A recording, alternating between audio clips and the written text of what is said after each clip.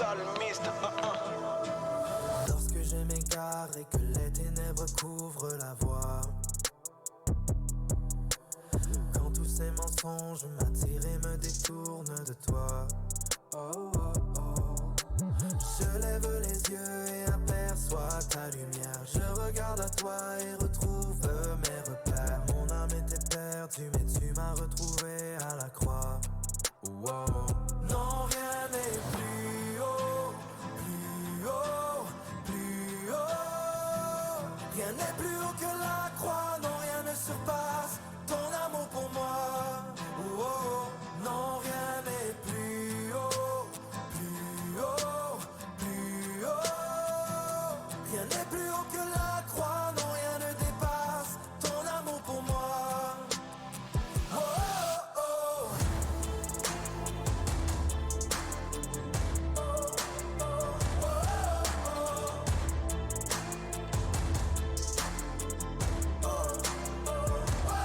C'est par la foi que nous sommes libres. Ta puissance n'est pas un mythe. Sauvé du châtiment qu'on mérite. Sans fin est la vie qu'on hérite. L'affection que tu me communiques chaque jour fait que je me sens unique. Tu m'aimes d'un amour éternel. Tes bontés envers moi sont sans limite. Je peux dire que je t'ai vu et rencontré sans connaître ton portrait. Je mène mes combats en paix car d'avance tu les as déjà tous remportés. J'affronterai les montagnes et tout ce qui me fait mal au cœur. Si l'œuvre de la croix est au-dessus de tout, je ne peux être qu'à la hauteur. Non, rien n'est plus haut, plus haut, plus haut. Rien n'est plus haut que la croix, non, rien ne surpasse ton amour pour moi. Oh, oh, non, rien n'est plus haut, plus haut, plus haut. Rien n'est plus haut que la croix, non, rien ne dépasse ton amour pour moi. Oh, oh, oh. Non, rien n'est plus haut, plus haut, plus haut.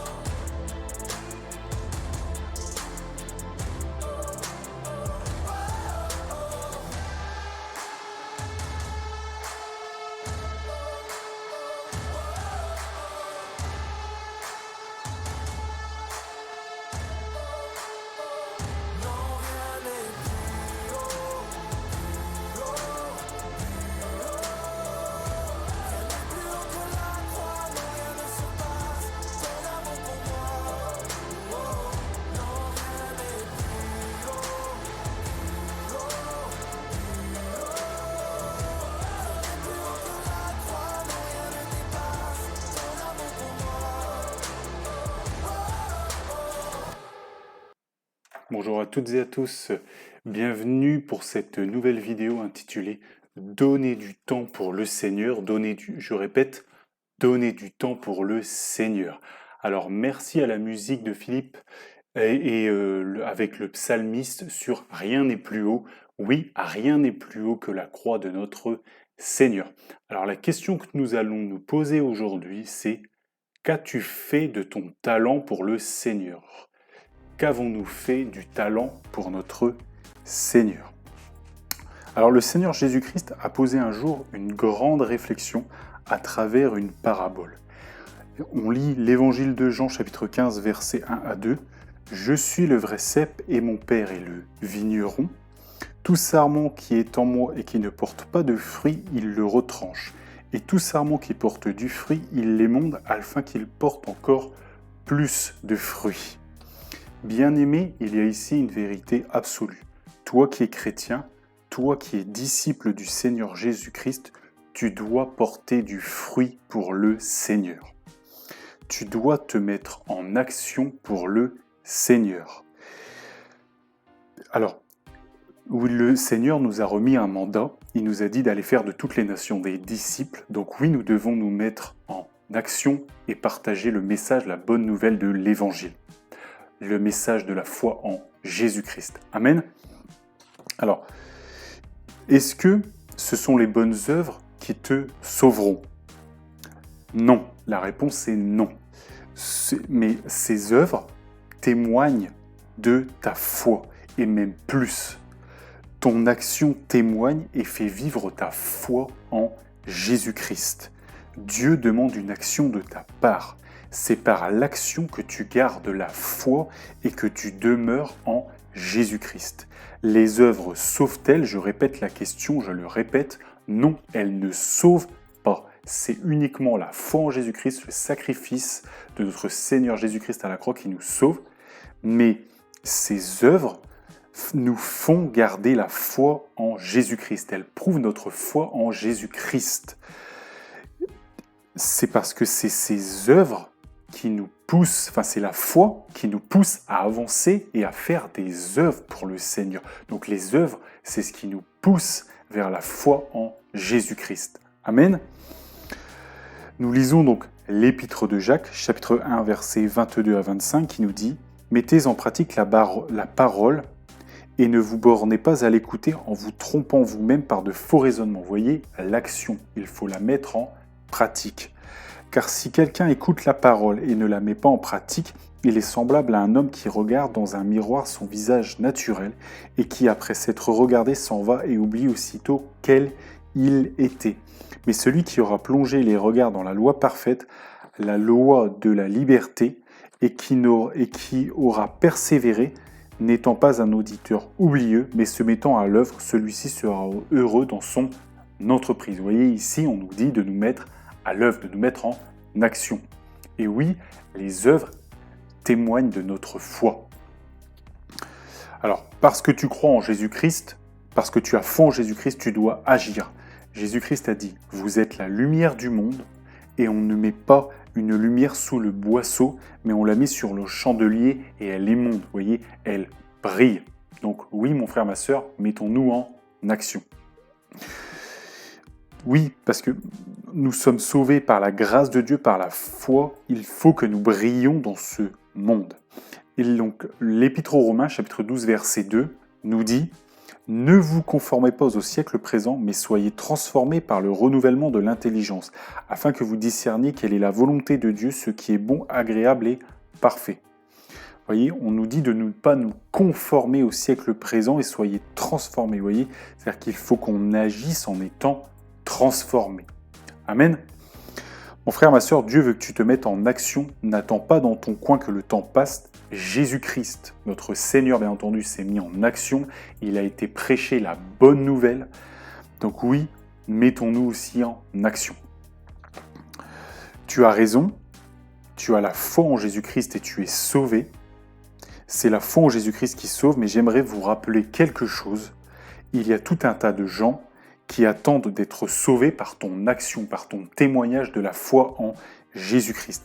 Alors agis, fais des vidéos, mon frère, ma soeur, parle du Seigneur Jésus-Christ autour de toi, peut-être au travail, etc. Quand tu auras l'occasion, transmets-leur le message.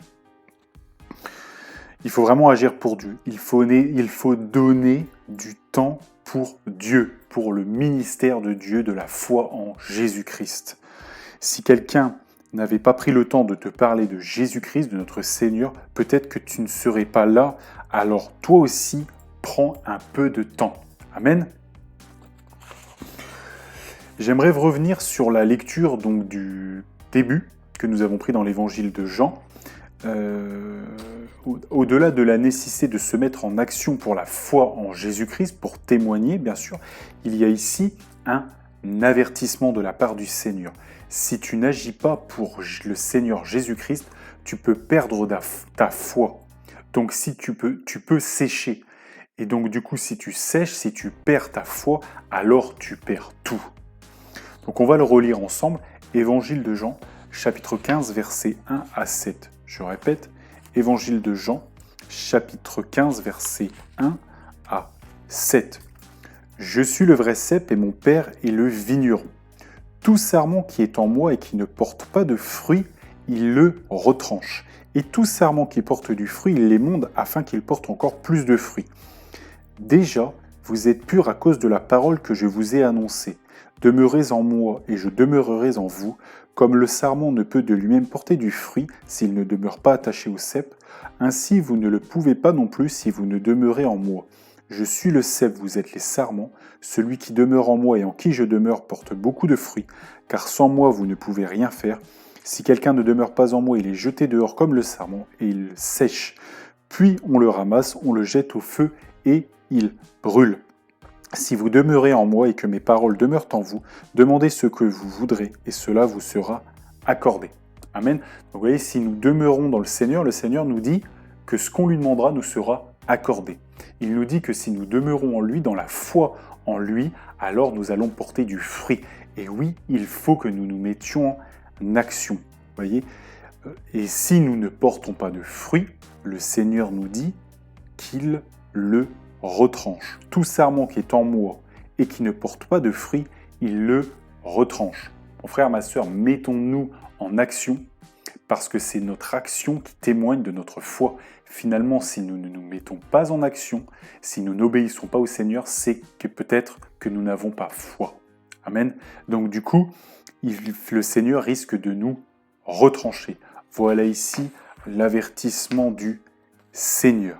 Donc maintenant que nous sommes en Jésus-Christ, le Seigneur Jésus-Christ nous dit que nous allons porter du fruit, qu'il va nous émonder. Donc allons-y, portons du fruit, c'est vraiment un encouragement. Amen.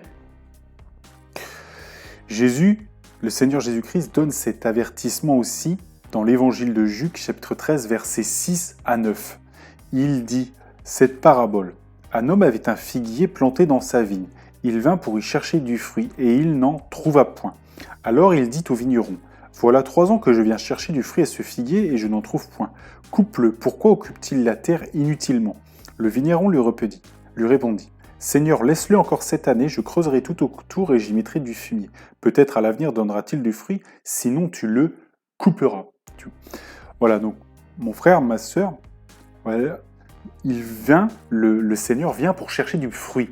Et s'il n'y trouve pas, le Seigneur a demandé au vigneron de le couper, de le retrancher. Alors, le vigneron a dit non, je vais en prendre soin, je vais essayer de l'aider, de le faire aller de l'avant en y mettant du fumier, en le nourrissant, etc.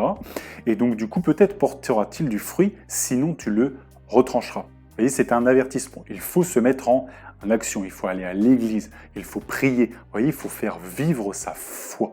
Parce que si on ne fait pas vivre sa foi, on peut sécher. On peut ne pas porter de fruits et le Seigneur nous demande de porter du fruit. Amen. Et le Seigneur a dit qu'il nous aidera à porter du fruit. Donc mon frère, ma sœur, ne crains pas, le Seigneur t'aidera. Amen. Donc nous venons de voir que porter du fruit est important. Sinon, nous risquons d'être retranchés. On va voir maintenant qu'il faut porter du bon fruit. Il ne s'agit pas de porter, il faut porter du bon fruit, un bon fruit, pas n'importe quoi comme fruit. L'évangile de Marc, chapitre 11, versets 12 à 14, puis 21 à 22, nous dit « Le lendemain, après qu'ils furent sortis de Béthanie, Jésus eut faim. Apercevant de loin un figuier qui avait des feuilles, il alla voir s'il s'y trouvait quelque chose. Et s'en étant approché, il ne trouva que des feuilles, car ce n'était pas la saison des figues. Prenant alors la parole, il lui dit « Que jamais personne ne mange de ton fruit. » Et ses disciples l'entendirent. Donc je reprends Marc, chapitre 11, versets 21-22. Pierre, se rappelant ce qui s'était passé, dit à Jésus « Rabbi, regarde le figuier que tu as maudit a séché. » Jésus prit la parole et leur dit « Ayez foi en Dieu. » Voyez, le figuier a séché parce que le figuier n'a pas porté de fruits, n'a pas porté de bons fruits. Et donc du coup, le Seigneur l'a maudit et il l'a séché. Amen. Et pourquoi le Seigneur Jésus-Christ l'a maudit? Parce qu'il ne portait pas de fruits. Il n'a trouvé que des feuilles. Un chrétien doit porter du fruit. C'est son rôle de bon fruit. Si Jésus vient et ne voit que des épines, des feuilles, autre chose, c'est que ce n'est pas le fruit, c'est pas ce qui est attendu. Et le fruit attendu, bien sûr, c'est de témoigner la foi en Jésus-Christ. Amen. Donc, prenez garde à vous-même, mes frères, mes sœurs, portez du fruit pour le Seigneur, parlez du Seigneur Jésus-Christ et il vous aidera et cela fera vivre votre foi. Amen. Le Seigneur Jésus-Christ a dit encore dans l'évangile de Matthieu, chapitre 21, versets 33 à 41, donc, nous allons lire ensemble Évangile de Matthieu, chapitre 21, versets 33 à 41.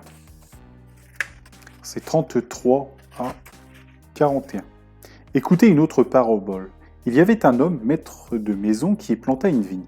Il l'entoura d'une haie, y creusa un pressoir et bâtit une tour. Puis il l'afferma à des vignerons et quitta le pays. Lorsque le temps de la récolte fut arrivé, il envoya ses serviteurs vers les vignerons pour recevoir le produit de sa vigne. Les vignerons saisis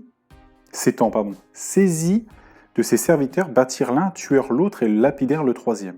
Il envoya encore d'autres serviteurs en plus grand nombre que les premiers, et les vignerons les traitèrent de la même manière.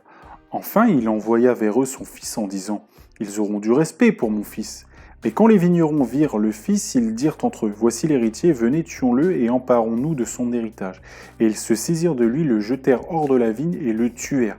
Maintenant, lorsque le maître de la vigne viendra, que fera-t-il à ces vignerons? Ils lui répondirent, il fera périr misérablement ces misérables, et il affermera la vigne à d'autres vignerons qui lui en donneront le produit au temps de la récolte. Au temps de la récolte, pardon. Vous voyez, ici, effectivement, donc, le Seigneur a remis une vigne à des vignerons, pour que les vignerons lui donnent le fruit au temps de la récolte. Les vignerons refusaient de lui donner du fruit. Frère, ma sœur, ce qu'il faut bien comprendre ici, c'est que la vigne, finalement, ce sont les chrétiens, et les chrétiens doivent donner du bon fruit. Amen. Donc après, les vignerons qui ne veulent pas donner du bon fruit, la Bible dit que lorsque le maître de la vigne viendra, que fera-t-il à ces vignerons? Il fera périr misérablement ces misérables. Vous voyez? Bon. Donc, oui, mon frère, ma soeur, il faut porter du bon fruit. Nous sommes des vignes qui doivent porter du fruit pour le Seigneur et qui devons donner ce fruit à la récolte pour le Seigneur. Nous ne devons pas chercher à nous en emparer. Nous ne devons pas chercher à faire autre chose. Nous ne devons pas, à plus forte raison, en plus, être méchants et à essayer de conserver cela. Essayer de conserver ce trésor, cette vigne qui donne son vin pour nous. Au contraire, il faut le remettre au Seigneur et porter du fruit pour lui. Amen.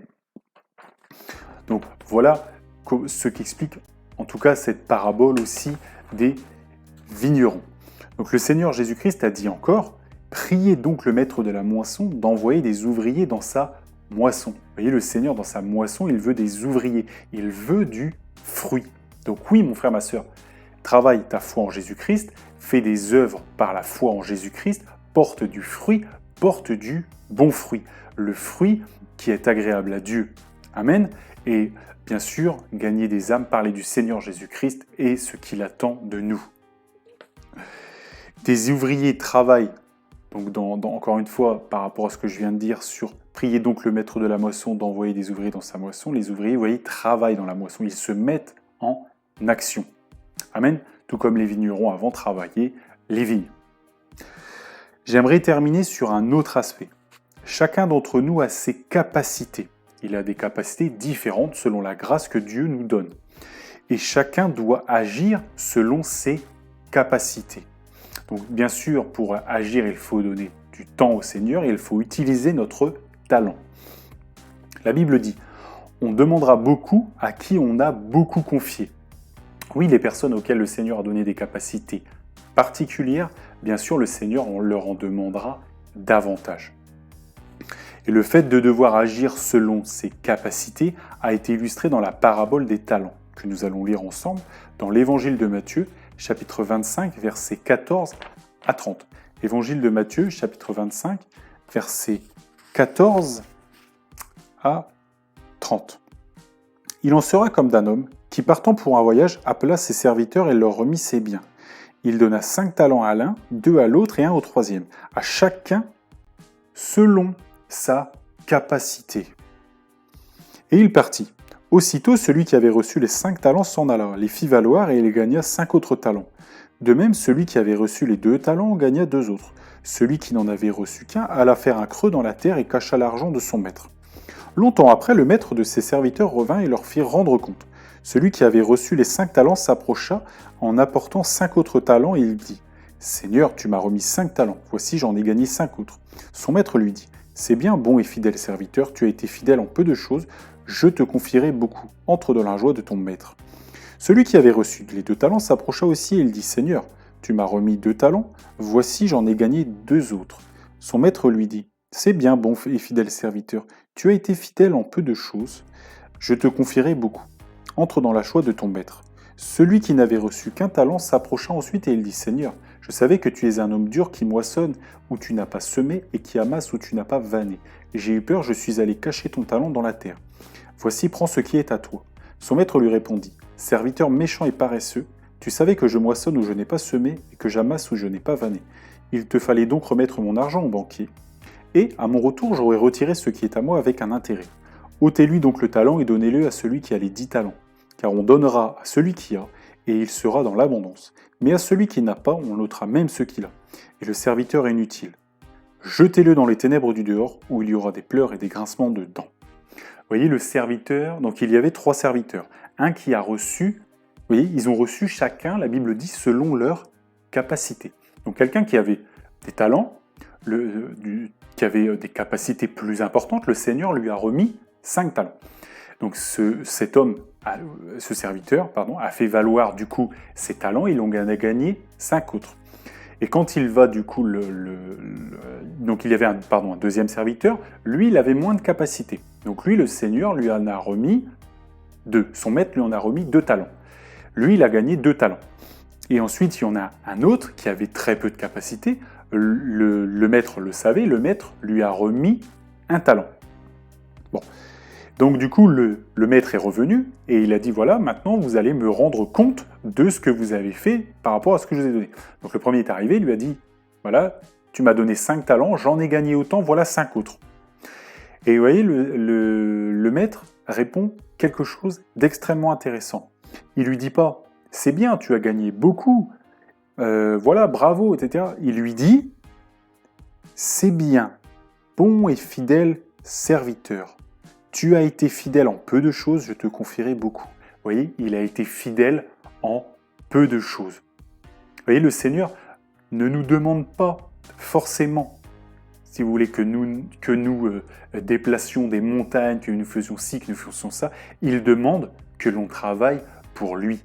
Il demande que l'on prenne du temps pour lui. Il demande que l'on fasse, que l'on utilise notre talent pour lui. Et vous voyez, il lui a pas dit c'est bien, mais tu sais, par rapport aux 5 talents, je pense que tu aurais pu en gagner 10 autres. Non, il lui a dit c'est bien, bon et fidèle serviteur. Tu as été fidèle en peu de choses, finalement, parce qu'il a été fidèle avec les talents. Je te remets 5 autres talents. Donc il double la mise, vous voyez. Donc vient le serviteur, donc qui avait 2 talents, qui lui avait des capacités moindres, lui a fait valoir aussi et a gagné 2 autres talents. Le maître le félicite de la même manière et lui remet le double. Vous voyez? Donc ici, le Seigneur vient vraiment nous dire, c'est à chacun selon sa capacité. Travaille, mon frère, ma soeur, selon ta capacité, selon la force que Dieu te donne. Demande à Dieu de te rendre plus fort, si telle est sa volonté. Amen, pour que tu portes encore plus de fruits, que tu fasses plus d'actions pour le Seigneur, pour sa gloire, pour son ministère, pour le ministère, pour la foi en Jésus-Christ, car n'oubliez pas qu'il y a plus de joie pour un seul pécheur qui se repent que pour 99 justes qui n'ont pas besoin de repentance. C'est vraiment la joie dans le ciel quand il y a un enfant de Dieu qui se révèle et qui a la foi en Jésus-Christ. Amen. Et vient donc le dernier serviteur. Donc lui, ce serviteur, il a eu peur. Il est resté dans l'inaction. Il n'a pas osé faire quoi que ce soit. Et vous voyez, c'est celui-là qui a été sanctionné. C'est celui qui n'a pas cherché à porter du fruit. Celui qui était dans l'inaction. Mon frère, ma soeur, c'est pour ça qu'il faut être dans l'action. C'est pour ça que la foi, finalement, est travaillée par l'action. C'est dans l'action que la foi se révèle. Amen. Et donc, du coup, lui, ce serviteur, l'a caché dans la terre. Vous voyez, le Seigneur l'a pas repris, le maître l'a pas repris en lui disant grand-chose. Il lui a dit, il aurait juste fallu que tu le remettes à un banquier. Vous voyez, une action. Et il aurait juste fallu que tu le remettes à un banquier et j'aurais eu un intérêt. Le maître n'a même pas dit j'aurais eu un autre talent, comme les autres ont fait. Non, il a dit j'aurais eu un intérêt. Vous savez, si le maître lui a confié moins, c'est qu'il savait qu'il pouvait produire moins, mais ce que le maître attend ici, c'est une action. C'était que son serviteur se mette en action. C'était que son serviteur prenne part, si vous voulez, au ministère de la foi en Jésus-Christ. Et cet homme n'a rien fait. Et cela lui a été reproché. Et vous voyez, la Bible dit, jetez-le, le serviteur inutile. Vous voyez, celui qui ne s'est pas mis en action, celui qui n'a rien fait pour le Seigneur. Alors qu'il y a mille et une façons d'agir pour le Seigneur. Hein, on le sait tous. On peut aller à l'église, on peut prier, on peut en parler à nos collègues. Vous voyez, enfin, il y a vraiment plein de choses à faire. Mais la Bible dit, jetez-les dans les ténèbres du dehors, où il y aura des pleurs et des grincements du dents. Vous voyez, cet homme a été rejeté, cet homme a été jeté dans les ténèbres du dehors. Mon frère, ma soeur, il ne faut pas qu'il en soit ainsi. Donc bien sûr, il y a eu d'autres avertissements que nous avons vus avant. Donc il faut être dans l'action. Il faut porter du fruit, il faut porter du bon fruit, il faut agir. Et agir comment? Selon ses capacités. Ce qui compte, ce n'est pas le nombre de talents que nous allons gagner dans l'absolu, mais si vraiment on en porte plein pour le Seigneur, tant mieux, le Seigneur en sera glorifié, et c'est le but, mais l'important, c'est d'avoir travaillé. Devant le Seigneur, après avoir été sauvés par sa grâce, peut-être que nous devrons discuter de les œuvres que nous avons faites pour le Seigneur. Après avoir été graciés par la foi en Jésus-Christ, peut-être que nous allons devoir discuter de nos œuvres. Alors vraiment, je vous encourage, ce jour-là, il ne faut pas que vous ayez à rougir de vos œuvres. Donc agissons selon la force que Dieu nous donne pour sa gloire, et ce jour-là, nous serons fiers d'en parler avec lui. Amen. Tout comme ces hommes et ces femmes, enfin ces serviteurs, ont été contents de donner les 5 talents, de donner les 2 talents. Et voyez, celui qui a été avec les 2 talents, il n'avait pas honte. Il était content parce qu'il avait gagné quelque chose pour le Seigneur. Mon frère, ma soeur, gagne quelque chose pour le Seigneur. Agis pour le Seigneur. Et lorsque tu seras en haut, lorsque tu seras avec le Seigneur dans la Nouvelle Jérusalem, ce jour-là, tu seras fier. Amen. Que Dieu vous bénisse dans le nom de Jésus et que toute la gloire lui revienne.